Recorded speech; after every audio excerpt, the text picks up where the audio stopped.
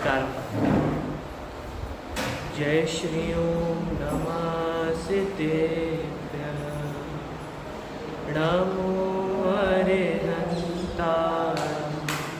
नमो सिद्धाणं, नमो आयर्याणं, नमो वच्छायाणं, नमो ये सब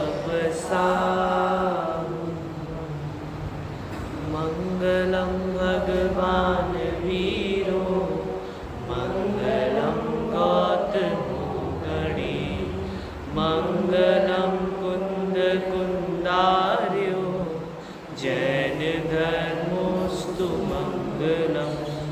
सर्वमंगल मांगल्यम सर्वकल्याणकारकं, प्रधानं सर्वधर्माणां, जैनं जयतु शासनं, जैनं जयतु शासनं। देवागम स्तोत्र का मंगलाचरण।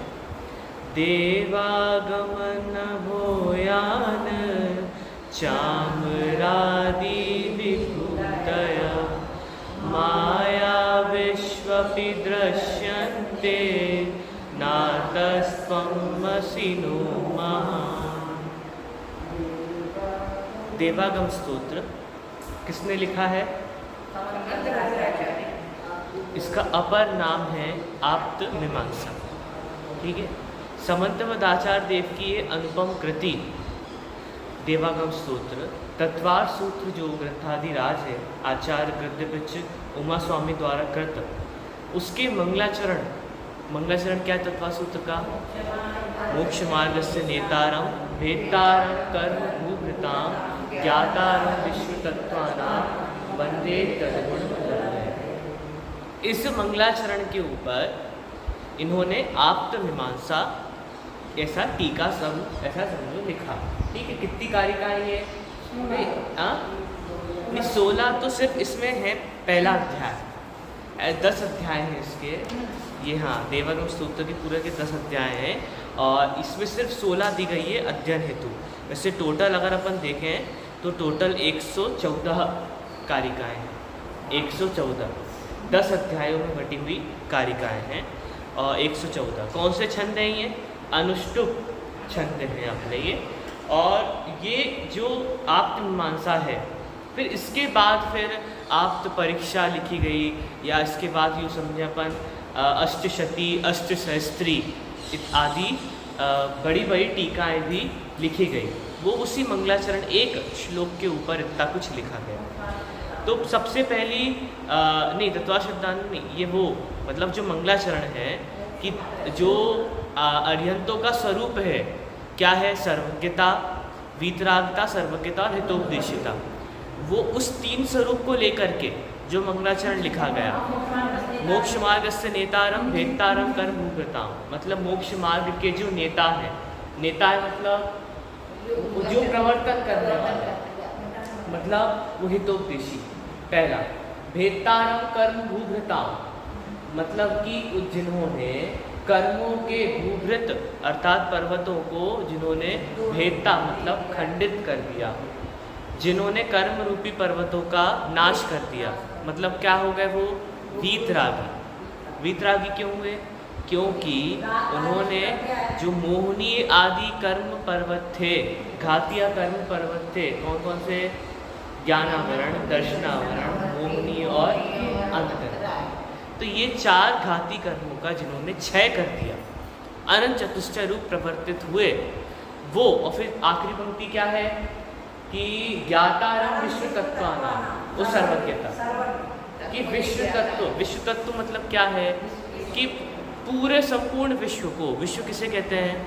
3 लोक है, आलोक है, 6 द्रव्य है, ये सबका परिणमन, उन सबके गुण पर्याय त्रिकालवर्ती सबको वो जानते हैं, इसलिए कैसे हुए? वो सर्वज्ञ हुए। वंदे तद्गुण लब्ध है, तद्गुण लब्ध है। तो उनको हम नमस्कार करते हैं। क्यों करते हैं? उनके जो गुण, कौन से गुण? कौन से गुण? अभी कौन से गुण बताए?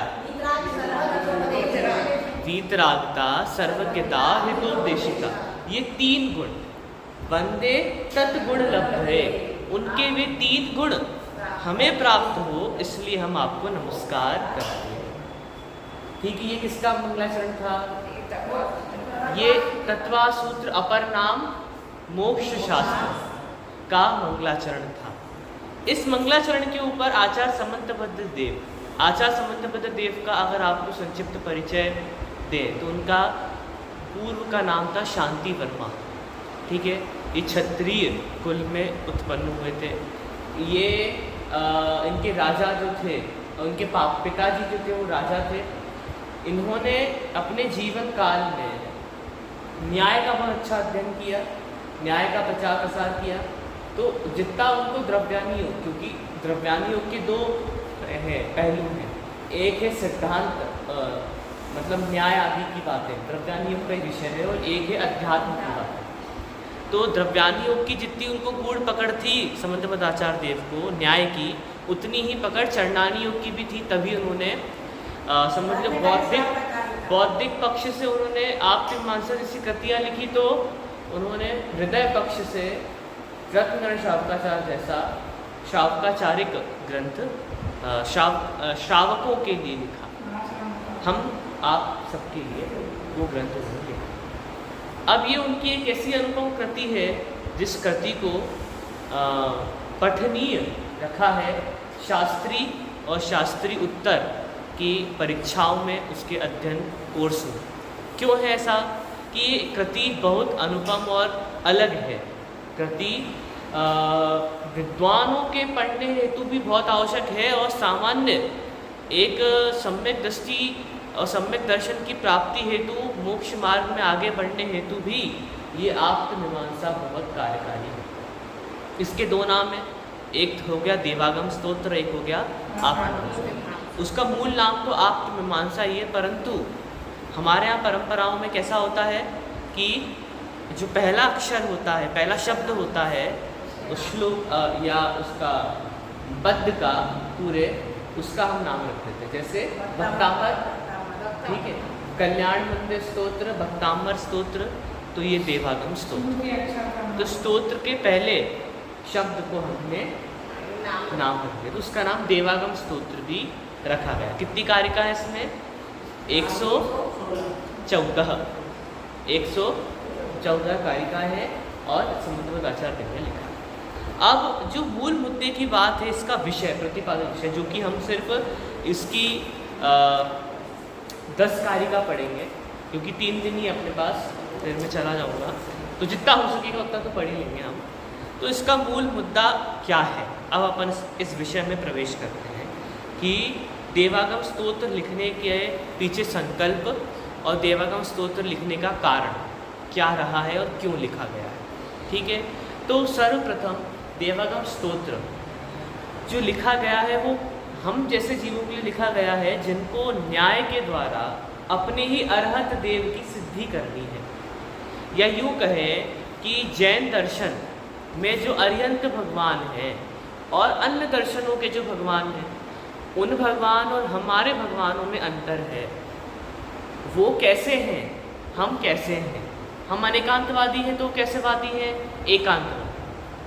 तो वो एकांतवादियों से अलग करके हमारे अनेकांतवादी अरिहंत भगवान ही सर्वज्ञ हैं, अरिहंत भगवान ही वीतरागी हैं, और जो वीतरागी होगा वही सर्वज्ञ हो सकता है। क्योंकि जिस समय ये ग्रंथ लिखा गया उस समय ये बात बहुत प्रचलित थी कि हमारे भगवान भी सर्वज्ञ हैं। मतलब कि अब जैसे हम जैन हैं तो हमारे बगल में कोई सांख्य मतावलंबी बैठा हो, या हमारे बगल में सांख्य छोड़ो, हमारे बगल में योग के मतावलंबी बैठे हैं, पतंजलि योग वाले बैठे हैं, कपिल वाले बैठे हैं, तो वो क्या कहते हैं कि हमारे महर्षि भी, हमारे भगवान भी सर्वज्ञ हैं, हमारे कपिल भी सर्वज्ञ हैं। फिर आपके सर्वज्ञ और हमारे सर्वज्ञ में क्या अंतर है? वो भी सब जानते हैं, आपके सर्वज्ञ भगवान भी सब जानते हैं। तो फिर उनमें और उनमें अंतर क्या है? ये अंतर बताने के लिए उन्होंने सर्वज्ञ सिद्धि की। पहली बार पूरी जिनामनाओं की पहली सर्वज्ञ सिद्धि हमें आप्त मीमांसा में प्राप्त। उसके बाद आगे हमारे पुराणों में, जैसे कि पद्म पुराण में, आदि पुराण में भी हमें सर्वज्ञ सिद्धि प्राप्त हुई। सर्वज्ञ सिद्धि का मतलब क्या है? कि सर्वज्ञ है। पहला, सर्वज्ञ का अस्तित्व है, कोई सर्वज्ञ होता है। अब हम और आप क्यों माने कि कोई ऐसा व्यक्ति है जो सब जानता है, कोई ऐसा व्यक्ति है जिसे यहाँ की वहाँ की पूरे लोक अलोक की सबकी जानकारी है। ऐसा व्यक्ति हमारे सामने है क्या? तो फिर आप कैसे कहते हो कि ऐसा व्यक्ति है? पहला प्रश्न तो ये खड़ा होगा। तो उन्होंने की सर्वज्ञ की सिद्धि कि सर्वज्ञ होते हैं, उन्होंने तर्क दिया सर्वज्ञ होते हैं, इस बात की उन्होंने सिद्धि की। तो दूसरा प्रश्न क्या हुआ? चलो ठीक है, आप कहते हो तो हम मान लेते हैं कि सर्वज्ञ होते हैं। अच्छा, ये गारंटी आप कैसे देते हो कि आपके महावीर भगवान या आपके अरिहंत भगवान ही सर्वज्ञ हैं? इस बात की आप कैसे गारंटी ले रहे हो? ये प्रश्न उठा। इसका उत्तर क्या है? इसके उत्तर में दूसरी सर्वज्ञ सिद्धि की। इसमें ये कहा कि अरहत भगवान ही सर्वज्ञ हैं। उसको कहते हैं अरहत सर्वज्ञ सिद्धि या विशेष सर्वज्ञ सिद्धि। क्या कहा? दो प्रकार की सर्वज्ञ सिद्धि है। एक है सामान्य सर्वज्ञ सिद्धि। क्या है सामान्य सर्वज्ञ सिद्धि? कि सर्वज्ञ होते हैं, सर्वज्ञों का अस्तित्व है, यह जगत सर्वज्ञ से शून्य नहीं है। हमें और आपको दिखाई नहीं दे रहा, इसका मतलब ये नहीं है कि सर्वज्ञ नहीं है। हमें और आपको तो अमेरिका भी दिखाई नहीं दे रहा, तो क्या अमेरिका नहीं है? हमें और आपको तो अब वो जो भी फलाना ढमकाना जम्बू द्वीप का जो मेरू पर्वत है वो भी दिखाई नहीं दे रहा, तो क्या मतलब मेरू पर्वत नहीं है? तो कहने का तात्पर्य पहली सिद्धि ये थी। क्या सिद्धि थी? कि सर्वज्ञ हैं, इस अस्तित्व की सिद्धि। ये क्या है? सामान्य सर्वज्ञ। तो ये जो विषय है कठिन है, ये विषय न्याय का विषय है, सूक्ष्म विषय है, बहुत सूक्ष्म दृष्टिगोचर बौद्धिक जीवों के ही पकड़ में आता है। परंतु आप इतना प्रयास करना कि अपने स्तर तक इस बात को आप स्वीकार कर लो कि जो हमारे सामने महापुरुष बैठे हैं, पुराण पुरुष कहाँ कहाँ हैं?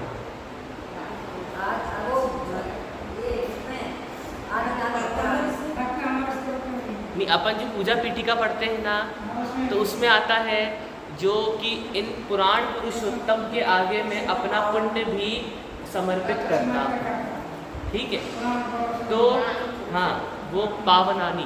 तो इसमें पुराण पुरुष कहा, ये पुराण पुरुष हैं, इनके आगे पाप तो क्या, मैं अपना पुण्य भी सारा अर्पित करता हूँ और मुझे इस भवबंध से निकलना है। तो इनको पुराण पुरुष कहा। तो इनके कितने नाम हैं? तो हमें अपने लेवल पे इस बात को समझना है 3 दिन में मात्र, क्या कि जिनकी हम पूजा अर्चना करते हैं वो वास्तविक व्यक्ति है। वो व्यक्ति कृष्णा और राधा के समान, श्री कृष्ण या राम और हनुमान के समान, या अन्य देवी देवता जीसस क्राइस्ट के समान धार्मिक पुरुष नहीं है। उनके क्या है? धार्मिक पुरुष हैं, उनकी वो पूजा अर्चना करते हैं। ये पुरुष उन सर्व पुरुषों से अलग है, इनकी पूजा करना ही श्रेष्ठ है। ये पुरुष सर्वज्ञ और वीतरागी हैं, इसलिए उत्कृष्ट हैं और इसलिए मैं इनकी पूजा करता हूँ। इस बात का निर्णय आपको इस देवागम स्तोत्र को पढ़कर करना है, निर्णय करना है, मात्र पढ़कर नहीं छोड़ना। ये आपका निर्णय का समय है कि हम जिनकी पूजा आकर करते हैं वो ही सर्वज्ञ है, वो ही अरिहंत हैं और वो ही सर्वोत्कृष्ट भगवंत हैं और वो पूजनीय हैं, इसलिए हम उनकी पूजा करते हैं। अच्छा, फिर इनकी पूजा क्यों नहीं करते?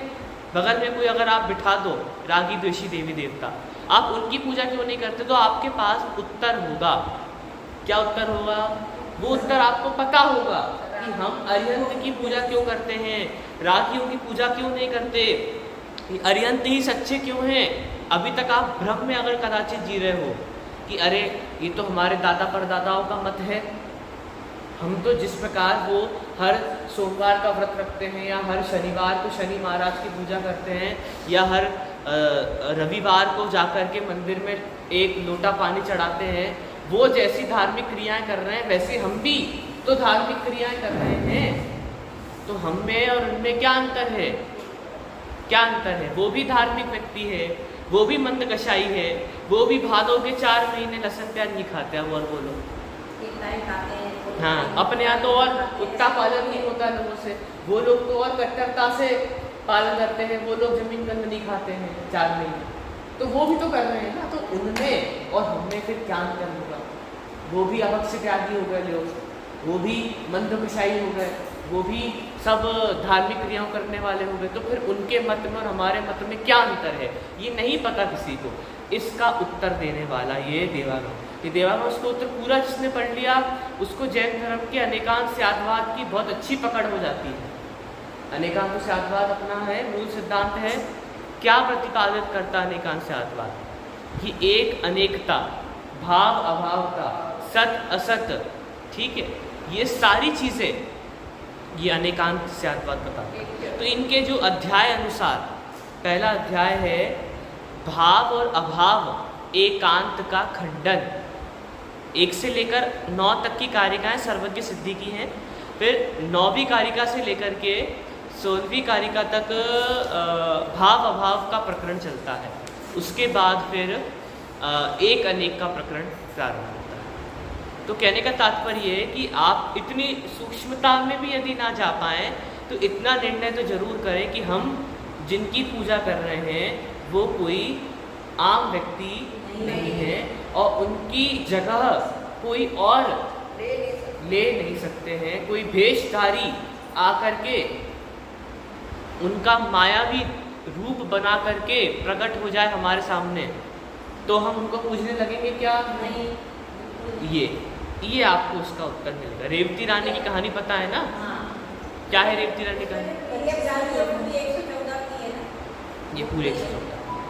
तो रेवती रानी की कहानी यही कहती है कि उनके सामने कोई आके कहता है कि भैया 25वीं तीर्थंकर का संवत्सरण आ गया, चलो दर्शन कर।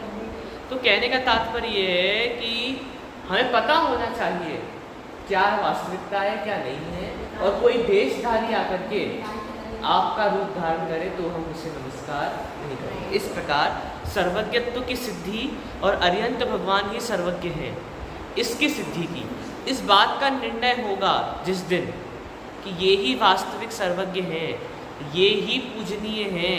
उस दिन आपको अनेकांत स्याद्वाद और अपने द्वादशांग रूप धर्म पर भी श्रद्धा होगी कि वास्तविक धर्म तो यही है और जगत के सारे धर्म छल हैं और छद्मस्तों के द्वारा बनाए गए हैं, मारीची द्वारा प्रवर्तित मत हैं।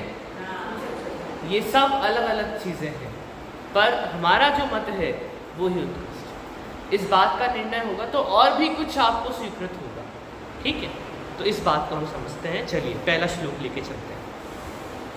देवागमन भूयान चामरादि विभूतय माया विश्व दृश्यन्ते नातस्त्वं पसिनो महान् ना तत्तः त्वं असि नो महान्। नहीं, तुम इस कारण से महान नहीं हो। अब हमारे हृदय में भगवान के प्रति महानता या बहुमान कैसे आता है? अगर हम आपसे पूछें, हम आपसे समझ लो वो कहते हैं ना एक से जाकर के पूछा जाए और उसका वो रिजल्ट निकाला जाए, वाइवा टेस्ट ले या एक व्यक्ति से पूछे जनगणना करके कि आप अनंत भगवान को क्यों पूजते हो, उनकी क्या महानता है, तो आपके चित्त में क्या उत्तर आएगा? आप विचार करो अपने मन में, मैं पूछ नहीं रहा हूँ। अरिहंत भगवान की क्या महानता है? और आप यूँ समझो कि कोई भी नॉर्मल व्यक्ति जिसे कुछ नहीं पता, जो सिर्फ मंदिर आता है और 3 बार परिक्रमा करके चला जाता है, उसके लिए पूछे तो क्या है? उसके लिए पूछे जो महावीर जी जा कर के कुछ मन्नत मांग करके आता है, उसके लिए अरिहंत भगवान की महानता क्या है? उसके लिए अरिहंत भगवान की महानता क्या है जो गरीब है, उसके लिए अरिहंत भगवान की महानता क्या है जो करोड़ों का दान दे रहा है। हर एक व्यक्ति के लिए अलग अलग अरिहंत भगवान की महानता क्या है वो समझ में आएगी। कोई कहता है कि बहुत बड़े वीर हैं, महावीर हैं, ठीक है, ये शत्रुओं पर विजय प्राप्त करते हैं। कोई कहता है कि ये दातार हैं, कृपालु हैं, दयावान हैं। महावीर चालीसा लिखी गई है अभी रिसेंट में, तो जय महावीर दयालु स्वामी, वीर प्रभु तुम जग में नाम, वर्धमान है नाम तुम्हारा, लगे अति प्यारा प्यारा। तो अब भगवान महावीर कैसे हैं? दयालु। अब और क्या है भगवान महावीर कैसे हैं? तो अब आपको उनकी महानता का वर्णन, अब जिसने पढ़ा होगा कि भैया इनका समोषण लगता है, वो कहेगा कि भैया इनका समोषण लगता है। कैसा होता है समोषण? सोने का होता है समोषण। आपका इतना हजारों योजनों का समोषण, हजारों चामरों का ढुलना आपके ऊपर, फिर 8 प्रातिहारों का होना, फिर केवल ज्ञान के अतिशयों का होना,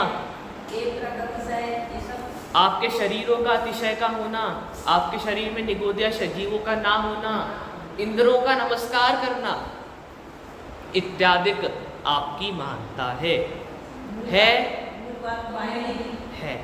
तो ये अब इतनी बात में आपने 99% जीवों की अंतरंग में जो अरिहंत भगवान के प्रति महानता बैठी थी वो कवर अप हो गई। क्यों महान है? सोने का मंदिर है आपका, इसलिए आप महान। विश्व का सबसे सुंदर मंदिर है, आपकी मूर्ति, विशेषकर आपकी मूर्ति अतिशयकारी है, इसलिए आप महान। क्या अतिशय हुआ? गाय ने दूध दे दिया, गाड़ी रुक गई, तो मूर्ति भारी हो गई, अतिशय है। जिसको नहीं धन नहीं था उसको धन मिल गया, जिसे पुत्र नहीं था उसे पुत्र मिल गया, ये आपके अतिशय है।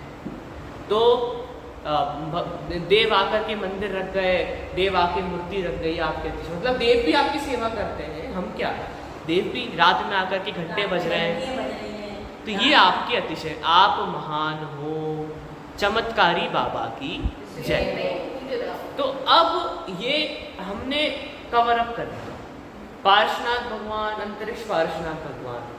तो क्या जो यहाँ बैठे छोटे पार्श्वनाथ भगवान ने कुछ बिगाड़ा है क्या आपका? उन्होंने क्या कुछ कम चमत्कार किए, या उनके पास शक्ति कम है? और जो अंतरिक्ष पार्श्वनाथ जो झूल रहे हैं उनके पास शक्ति है कि वो गुरुत्वाकर्षण से लड़ रहे हैं और अंतरिक्ष में बैठे हैं, तो ये क्या कोई विशेष आइटम हो गया? ये तो 99% जीवों की मान्यताएं यहाँ पे निकल गई। पहली पंक्ति में समंतमद आचार्य देते हैं, देवागमन नभोयान। देवागम, देवागम का मतलब क्या है? देवों का आना। देवों का आना मतलब अब स्वर्गपुरी से देव आ रहे हैं, वस्त्र ला रहे हैं, भोजन ला रहे हैं, आपका समोषण बना रहे हैं, देवों का आना, ठीक है। दूसरा नभोयान, आकाश में गमन करना। अब ये अरिहंत भगवान जब हो जाते हैं तो पृथ्वी पर होते हैं क्या? आकाश में, अंतरिक्ष में होते हैं। आकाश में वो चल रहे हैं, कमल बन रहे हैं, वो अंतरिक्ष में चल रहे हैं। नभोयान, देवागमन, नभोयान, देवों का आना और आकाश में चलना, ठीक है। दूसरा चामर आदि, चामर आदियों का ढुलना। कितने चामर होते हैं? तो 64 चमर ढुल रहे हैं, ठीक है। कितनी दिशा में? एक दिशा में 64 चमरों की मूल जहाँ पर है वहाँ पर। और फिर उनका अतिशय कैसा होता है कि उनका शरीर कोई भी दिशा से देखो तो दिखता है। ये उनका चमत्कार एक और है। मूल में तो विराजमान पूर्व दिशा में होते हैं, पर कहीं से भी आप दर्शन कर लो, हो जाए। तो चामर आदि विभूतय, विभूति, देवों का आना, आकाश में गमन करना, चमरों का ढुलना आदि विभूतियाँ, ठीक है। देवागमन नमोयान चामरादि विभूतय माया विषु अपि दृश्यन्ते। अरे तो मायावियों में भी दिखाई देती है। मायावी मतलब वो जो 4 निकाय के देव है ना, वो कुछ भी कर सकते हैं, सब में ताकत है, ऐसा नहीं है। अरे सब ज्योतिषी है तो वो विमान में है। अब समझ लो आपके सामने वेंतर आ गए, तो वेंतरों में कितना बल है? वेंतरों का बल है चिमटी उंगली से 3 लोग पलट सकते हैं, तो क्या नहीं कर सकते वो? अब आप विचार करो, आपके सामने वेंतर आ गए, वेंतर आपके सामने साक्षात समोशरण दिखा सकते हैं आप जय जयकार करके पहुंच जाओगे। आप समोशरण दिखा सकते हैं, आपको कुछ भी कर सकते हैं, कुछ भी करा सकते हैं, आपके शरीर का परिणमन करा सकते हैं, पुद्गल का परिणमन करा सकते हैं, उनमें शक्ति है उतनी। तो कहने का तात्पर्य क्या है कि ये सब तो मायावियों में भी दिखाई दे सकता है। इसमें नई बात क्या है? वो आकाश में उड़ना कौन सी बड़ी बात है? चमरों का ढुलवाना कौन सी बड़ी बात है? कोई बड़ी बात नहीं है, कोई बड़ी बात नहीं है। अतिशय तो कुछ कोई भी कर सकता है। वो कहते हैं ना, जैसे अब वो साईं बाबा है, तो साईं बाबा की ख्याति करने के लिए क्या किया? साईं बाबा की ख्याति करने के लिए मर गए साईं बाबा, तो उनके जो मित्र वेंतर हुए थे उन्होंने उनके चमत्कार कर दिए। तो अब कितना पूजा जा रहा है उनको? करोड़ों में, खरबों में उनको पूजा जा रहा है। माया विश्व अपि दृश्यन्ते ना तत् त्वम असि नो महान। इसलिए आप महान नहीं, ना अतः त्वम असि नो महान। इस अपेक्षा से आप महान नहीं हो कि आप उड़ रहे हो हवा में, आपके समोशरण बने पड़े हैं, आपकी दिव्य ध्वनि कर रही है, आपके 64 चमड़ उड़ रहे हैं, कोई एक अतिशय नहीं, कोई भी अष्ट प्रातिहार नहीं, धुंदुभी बज रही है, सुगंधित हवा फैल रही है, रोगियों के रोग दूर हो रहे हैं, इसमें कोई बड़ी बात नहीं है। समंतपद आचार्य देव ने पहली पंक्ति में लिख दिया, कौन सी बड़ी बात है? फिर क्यों पूजना? प्रश्न, अरिहंत भगवान को क्यों पूजना? अभी मैंने बताया क्यों पूज रहे हैं लोग, क्यों पूज रहे हैं? तब लोगों को तो धन चाहिए, धन दे रहे हैं अरिहंत भगवान, करुणा दे रहे हैं आपको, जो जो विपुण्य दे रहे हैं, रोग दूर कर रहे हैं, सब हो रहा है। इसलिए अब धर्म क्यों करें प्रश्न है, तो 2 उत्तर हो सकते हैं। इस लोक का सुख, परलोक का सुख। धर्म करने के 2 अपेक्षाएं, इस लोक का सुख मतलब धन की बढ़ोतरी होना और इत्यादि, यश कीर्ति होना, सब जो है आप समझ गए। इस भाव में, अगले भाव में स्वर्ग आदि की संपदा का प्राप्त होना, पुण्य बंधना और भनाना ढिंकाना। ठीक है, वो अब ज़्यादातर व्यक्ति वो भी नहीं सोचते, वो सोचते हैं इस भाव में मिल जाए, आगे वाला कौन देख रहा है। तो कहने का तात्पर्य है, धर्म क्यों करें प्रश्न चिन्ह आप अपने आप से पूछो क्यों करें? क्यों करें हम 8 द्रव्यों से पूजा, सुबह से नहा के आ रहे हैं, 16 के कपड़े पहन रहे हैं, धो रहे हैं द्रव्यों को, उनकी वो सब छाना बीनी कर रहे हैं, सब देख रहे हैं, फिर पूजा कर रहे हैं, फिर मांझ रहे हैं, क्यों इतनी पंचायत है? प्रश्न चिन्ह, धर्म क्यों करें? उत्तर नहीं है। हाँ, धर्म क्यों करें ये, हाँ अब आपको उत्तर वो ढूंढना है अपने लिए। अब कई जीवों को उत्तर नहीं पता, धर्म क्यों करें, कई जीवों को उत्तर नहीं पता होता है कि भैया धर्म अच्छी बातें करना चाहिए, धर्म से पुण्य बनता है, तो उत्तर पता है, और बस धर्म से आपको पुण्य बनेगा तो आपको सब अनुकूलताएं मिलती रहेगी स्वतः। तो अब कहने का तात्पर्य फिर धर्म करना है तो फिर इनको क्यों पूज रहे हो, ये ही क्यों प्रश्न चिन्ह। वो क्यों नहीं बगल में कृष्णा जी का मंदिर बना दे, तो वो क्यों नहीं इधर आपने पेड़ में पत्थर में लाल टीका लगा दिया, कोई भी वो बन गया हनुमान, और वो क्यों नहीं? अब उसका उत्तर क्या देगा? किसी को नहीं पता इसका उत्तर कि अरिहंत भगवान को ही क्यों पूजते हो। अब आपसे कोई पूछे तो आप क्या कहोगे? वो हमारी वंश परंपरा है, हमारे भगवान तो ऐसे ही होते हैं, हमारे यहाँ ऐसे ही होता है। उत्तर नहीं पता ना कि वीतरागी को ही क्यों पूजते हो, उत्तर नहीं पता। फिर कोई बोले कि फिर आप हमारे भगवान को क्यों पूजने लगो, तो आप बोलोगे भैया वो रागी द्वेषी है। तो आपका अब सेंटर पॉइंट ही हुआ कि भैया हमें वीतरागी को ही पूजना। क्यों पूजना है वीतरागी को? तो अंततः उत्तर ये था कि वीतरागता ही सुख है। जहां आपको सुख की प्राप्ति करनी है वहां आपको वीतरागता की और आगे बढ़ना पड़ेगा। अपना मार्ग क्या है? योगों के तो अष्टांग मार्ग है। अष्टांग मार्ग क्या होता है? 8 मार्ग, यम नियम आसन प्राणायाम, ठीक है। उसके बाद फिर ध्यान धारणा और समाधि, ये उनके अष्टांग मार्ग है। हमारा क्या मार्ग है? हमारा मोक्ष मार्ग, सम्यक दर्शन ज्ञान चारित्राणी मोक्ष मार्ग, ये हमारा मार्ग है। हमारे मार्ग में क्या होता है कि हमारे मार्ग में वीतरागता बढ़ती जाती है, सुख बढ़ता जाता है, कषाय घटती जाती है।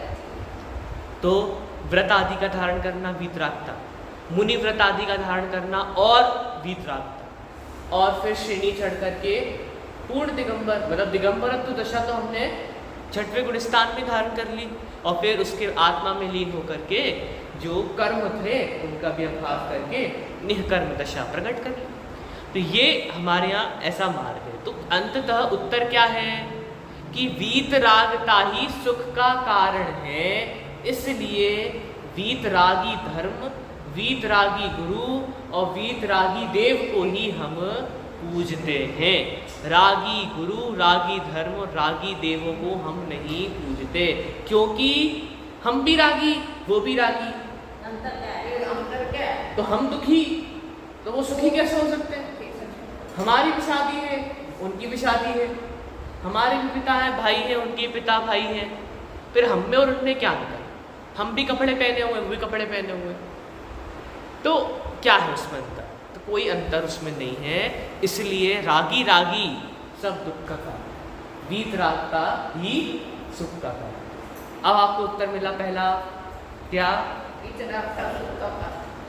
वीतरागता ही सुख का कारण है, इसलिए हम वीतरागी को पूजते हैं और अहिंसक द्रव्यों से उनकी पूजा करते हैं, ताकि हमें भी वीतरागता अंदर से प्रकट हो और जो पूजक पूज्य का भेद, ये पूज्य है, हम पूजक पूजन करने वाले, पूजक पूज्य का भेद हट जाए और हम भी पूज्य बन जाए। अपने आप धर्म यही है, भक्त से भगवान बनाने वाला धर्म है कि भक्त बनाने वाला धर्म है? भक्त से भगवान बनाने वाला। हमारे यहाँ मूल प्रतिपादन क्या है? मोक्ष जाना है। सबको जाना है कि सिर्फ हमको ही जाना है? किसी को नहीं जाना, सबको जाना है। तो जाना है तो वही मार्ग है।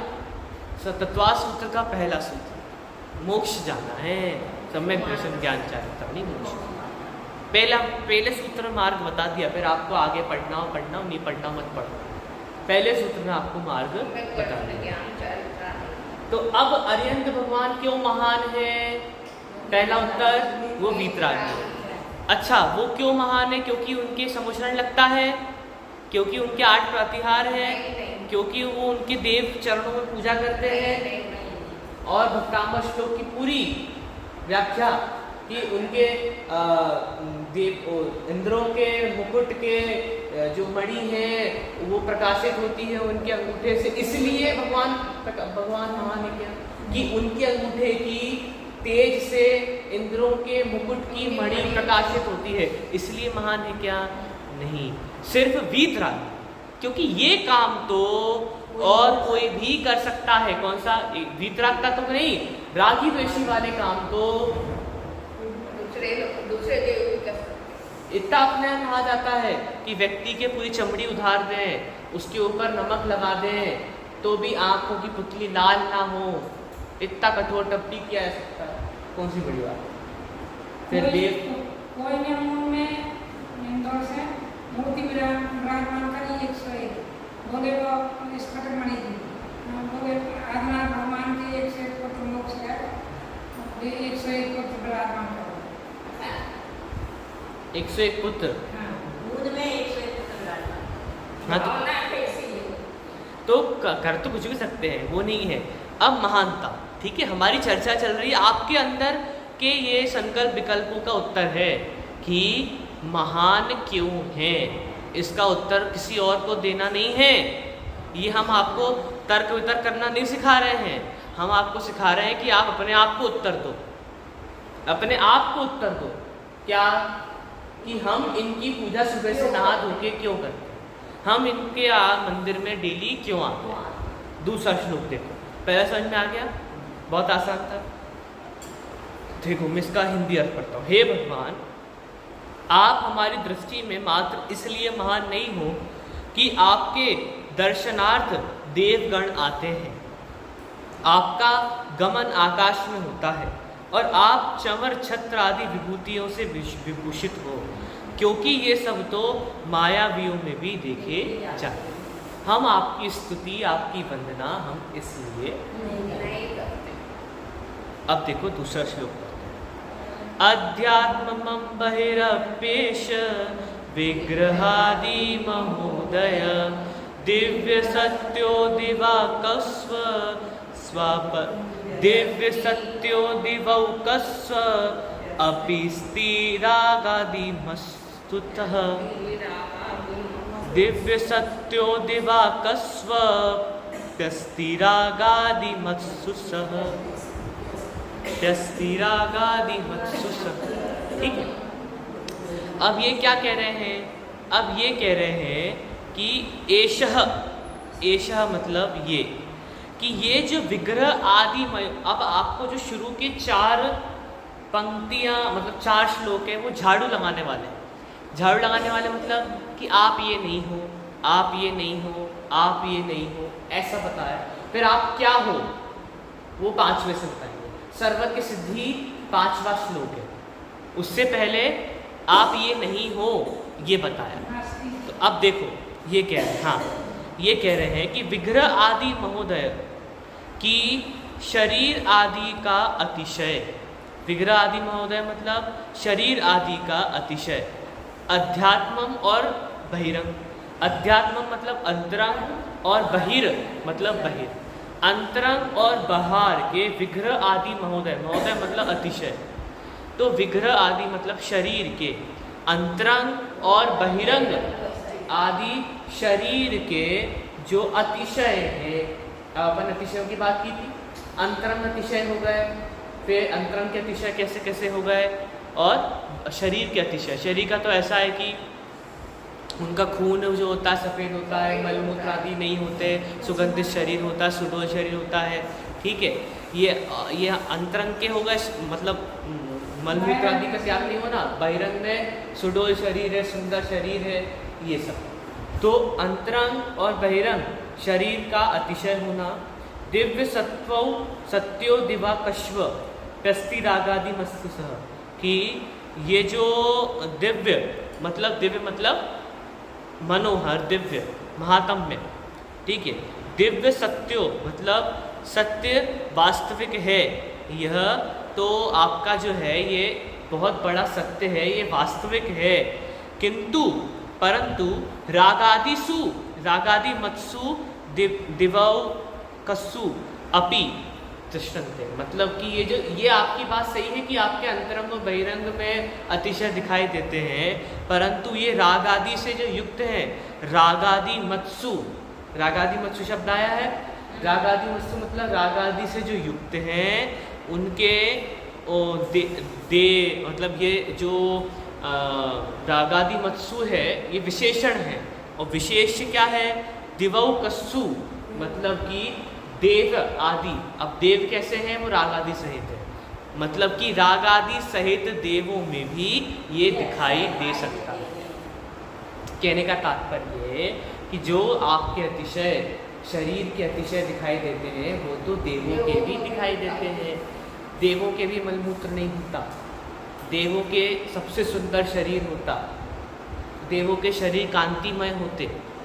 तो ये सारी चीज़ें जो आप में पाई जा रही हैं तो वो देवों की भी पाई जा सकती है, उसमें कौन सी बड़ी बात है? ठीक है, अंतरंग और बहिरंग जो आपके चमत्कार शरीर संबंधी हो चाहे कहीं भी हो, सारे अंतरंग बहिरंग आपके जितने भी चमत्कार हैं वो देव कर सकते हैं। सिर्फ एक काम नहीं कर सकते, वो अनंत ज्ञान की प्रकटता वो नहीं कर सकते। बाकी सारे छल कपट करके कुछ भी, वो वैसे का वैसा 3 लोग भी आपके सामने बना के रख दे तो कोई बड़ी बात नहीं, कुछ भी कर सकते हैं देव। तो कहने का तात्पर्य है कि सब देवों में दिखाई देता है। पुत्रों का मिलना, वो पुण्यों का मतलब धन संपदा का होना, ये सब देव भी कर सकते हैं, इसमें कोई बड़ी बात नहीं। इसमें आपका क्या रोल है? कहने का तात्पर्य देखो, हिंदी अर्थ देखो। इसी प्रकार शरीर आदि संबंधी अंतरंग और बहिरंग अतिशय, ठीक है, विशेषताएं यद्यपि मायावियों के नहीं पाई जाती, तथापि रागादि भावों से युक्त देवताओं के पाए जाते। पहला वाला था मायावी, दूसरा है देवता। अब मायावी देवता में क्या अंतर है? मायावी मतलब वो जो माया रच सकते हैं। हाँ, जो छल बना सकते हैं, जो आपको जो नहीं है वो दिखा सकते हैं। और देवता मतलब सारे देव लगभग, जो वैमानिक देव हैं, कल्पवासी देव हैं, वो सब कैसे हैं? बहुत सुंदर कांति में। तो अब ये देवों की बात है कि रागादि भावों से युक्त देवताओं के पाए जाते हैं, अतः यह कारण भी आप हमारी दृष्टि में महान नहीं हो। आपके अतिशय हैं, इसलिए भी आप महान।